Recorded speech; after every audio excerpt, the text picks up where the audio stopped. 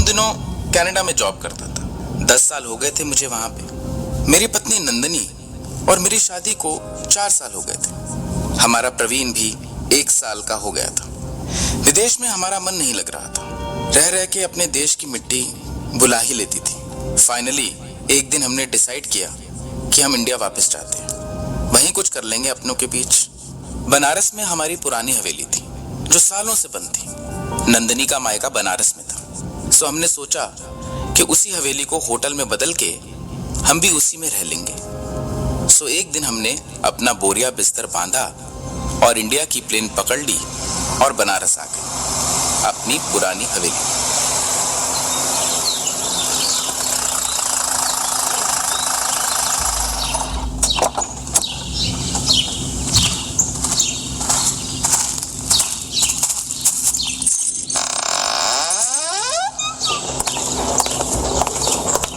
तो कैसी लगी हमारी हवेली तुम्हें? गंदी। उफ, कितनी धूल है यहाँ पे। पर कल ही तो सफाई खत्म हुई है। अब इतनी धूल तो आखिर पूरे इंडिया में होगी, इससे नहीं बच सकती। अचानक से बेसमेंट के ऊपर आने वाली सीढ़ी से 4 छोटे बच्चे लगभग 4 साल के भागते हुए आए। उन्हें देख के हम एकदम से डर गए। बंद हवेली में बच्चे कहां से आ सकते हैं? हम एकदम से शॉक थे। बच्चों रुको, कौन हो तुम लोग और यहाँ अंदर कैसे आए? हम तो यही रहते हैं। क्या मतलब यही रहते? साफ साफ बोलो, अंदर कैसे घुसे? और तुम्हारे माँ बाप कहाँ हैं? हाँ, हम यही रहते हैं हमेशा से। चाहे तो आके देख लो। देखो सच बोलो, नहीं तो मैं तुम्हें पुलिस में पकड़वा दूंगा। 1 मिनट। अच्छा बच्चों, तुम्हें पता है यहाँ बाथरूम कहाँ है? हाँ, आइए ले चलते हैं। तुम बाद में लड़ लेना, मैं इन बच्चों के साथ बाथरूम होके आती हूँ। प्रवीण का डायपर भी बदलना है। तुम फिजूल में परेशान होते हो। कोई दरवाजा कहीं खुला रह गया होगा, बच्चे ही तो है। हाँ तुम हो, आओ मैं जरा बाहर देख के आता हूँ। बच्चे नंदनी को बेसमेंट में किसी बाथरूम में ले गए। बेसमेंट में बाथरूम होगा ये सोच के थोड़ा अजीब लगा, पर पता नहीं, मैं हवेली में इससे पहले कभी आया नहीं था तो शायद हो भी। मैं बाहर आ गया। मुझे लगा कुछ एक चीज खरीद ले आता हूँ। मुझे आने में कुछ आधा घंटा लग गया। वापस आया तो नंदनी अभी आई नहीं थी। मुझे लगा काफी टाइम हो गया नंदनी को गए हुए। नंदनी, नंदनी, नंदनी। हाँ आई। कहाँ गई थी तुम? बस नीचे, वो बच्चे यहीं पास के थे, चले गए। पता नहीं कितने कमरे हैं इस हवेली में। 18। अरे तुम्हें कैसे पता? ये बिल्ली ये कहाँ से आई? अरे कितनी डरावनी है। क्या क्या है पता नहीं इस घर में। वो टीनी है, यहीं रहती है। तुम्हें कैसे पता? कैसी बातें कर रही हो? मुझे कुछ भी तो नहीं, वो ये सब मुझे उन बच्चों ने बताया। और ये प्रवीण इतना चुप क्यों है? सवेरे से इतना रो रहा था, अब इसकी आवाज भी नहीं निकलती। जरा देखूं तो। पास मत आओ। ठीक है वो। ये क्या हो रहा था नंदनी को? कुछ तो बदल गया था। ये बच्चे, वो बिल्ली, कुछ समझ नहीं आ रहा था। मैंने उसके ना बोलने के बाद भी जाके प्रवीण के माथे पे हाथ रखा। बर्फ से भी ठंडा था वो। मैंने नंदनी का हाथ पकड़ा कहने के लिए कि जरा देखो उसे, पर नंदनी का हाथ भी उतना ही ठंडा। मुझे लगा कि शायद मेरा हाथ ही ज्यादा गर्म रहा होगा। नंदनी ने बोला, तुम थक गए, बैठो, चाय बना लाती हूँ। पर चाय का सामान कहाँ है? नहीं है, मैं तुम्हारे पीछे ले आई थी। 2 दिन तो जैसे तैसे कट गए। मैं हवेली के काम में काफी बिजी था और इसलिए हवेली में कम रहा। नंदनी का बर्ताव कुछ अजीब होता जा रहा था। मुझे समझ नहीं आ रहा था कि क्या। उन बच्चों का घर में आना काफी बढ़ गया था। नंदनी पूरा दिन उनके साथ बैठी रहती, पर सबसे अजीब बात तो ये थी कि उसने घर से निकलना बंद कर दिया था। वो जब से आई थी एक बार भी हवेली से बाहर ना निकली थी।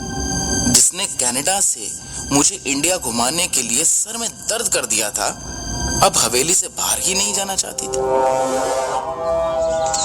नंदिनी, अरे प्लीज चलो ना, आज कहीं बाहर चलते हैं। तुम्हारा मन नहीं करता बनारस घूमने का? हाँ बताओ मुझे। तुम्हारे माँ बाबा भी परसों लौट रहे हैं और मैं सोच रहा हूँ कि प्रवीण को भी एक बार ना डॉक्टर को दिखाई देते हैं। नहीं, कहीं नहीं जाना है मुझे। प्लीज मुझे फोर्स मत करो। और यहाँ कितने लोग हैं, बच्चे हैं, टीनी है, दादी है, और वो सुमित्रा भी तो है।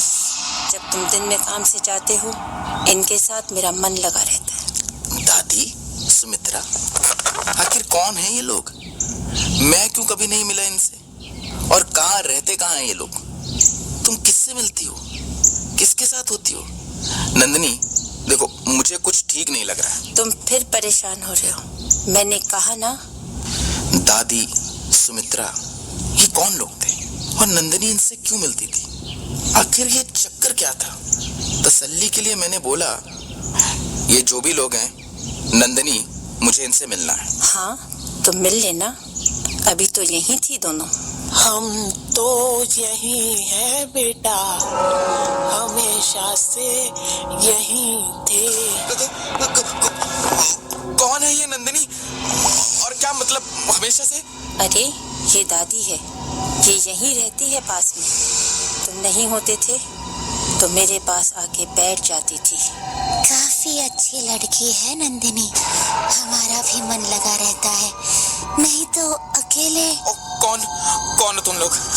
और ये क्या मतलब है कि यहाँ रहते हो? ये मेरी हवेली है, यहाँ कोई और नहीं रहता। नंदिनी बोलो इनसे कि ये लोग यहाँ से चले जाएं। मैं पुलिस को बुलवाऊंगा। नंदिनी उठो। मुझे उस समय कुछ समझ नहीं आ रहा था। मैंने नंदिनी का हाथ पकड़ा और उसे उठाया। मैं उसे यहाँ से बाहर ले जाना चाहता था। मुझे लगा ये लोग वैसे ही कितने अजीब लग रहे हैं। नंदिनी अगर यहाँ एक पल भी रही तो पागल हो जाएगी। उसके एक हाथ में प्रवीण था। मैं उसका हाथ पकड़कर उसे बाहर ले जाना चाहता था। नंदिनी चलो यहाँ से। नहीं ले जा पाओगे, अब वो कहीं नहीं जाएगी। हमारे साथ यही रहेगी।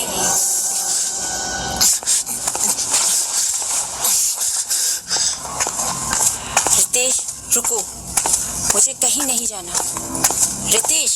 उसके बाद कुछ ऐसा अजीब हुआ जो कि आज भी मैं विश्वास नहीं कर पाता। मैं जैसे ही नंदिनी को खींचकर बाहर के दरवाजे तक लाया, वैसे ही अचानक उसका हाथ मुझसे छूट गया। मैंने पलट कर देखा तो वो प्रवीण के साथ अंदर वाले दरवाजे पे खड़े।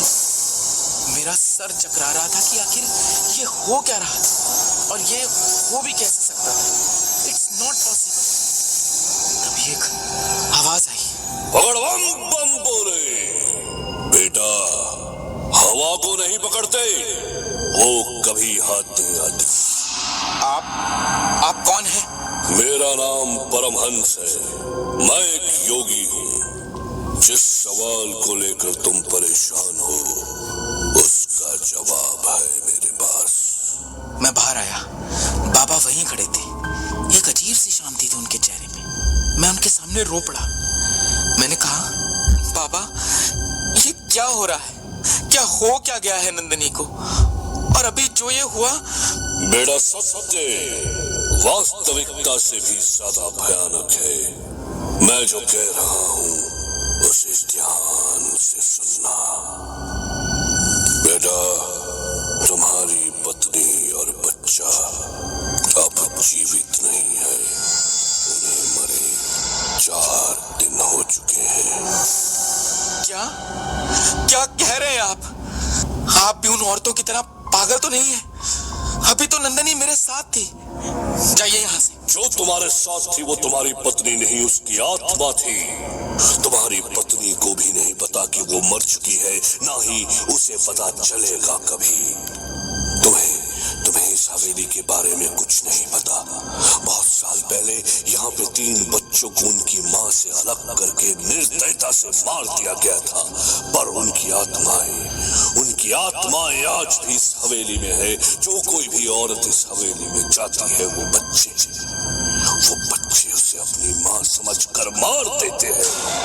और सबसे बड़ी विडंबना ये है कि इस हवेली में जो मरता है, उसे भी नहीं पता होता कि वो मर चुका है। वो हमेशा इस हवेली का होकर रह जाता है। वो बूढ़ी औरत और उसकी बहू के साथ भी यही हुआ था बेटा। मैं फिर भी नहीं मानता। आओ, चलो मेरे साथ।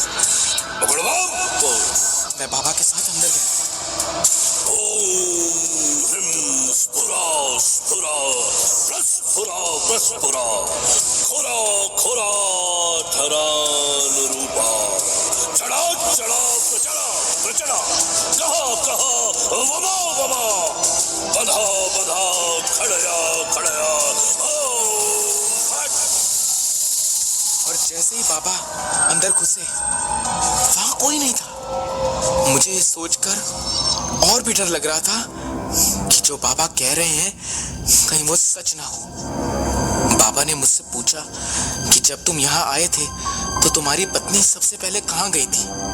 मैंने बेसमेंट की तरफ हाथ दिखाया और मुझे ये सोच के और भी आश्चर्य हुआ कि मैं खुद कभी वहां क्यों नहीं गया। मैं जैसे ही बाबा के साथ नीचे गया तो वहां जो था उसे देखकर मेरी चीख निकल गई। वहां नंदनी और प्रवीण की लाश थी।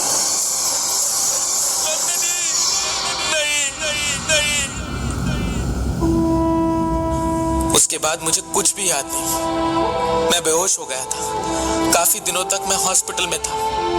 डॉक्टर्स ने कहा कि मैं सीवियर ट्रॉमा में था। नंदनी और प्रवीण की अस्थियां मेरा इंतजार कर रही थी। मैं उन्हें वहीं गंगा में विसर्जित कर कनाडा वापस आ गया। हवेली मैंने गिरवा दी। मेरी दुनिया हमेशा के लिए उजड़ चुकी थी।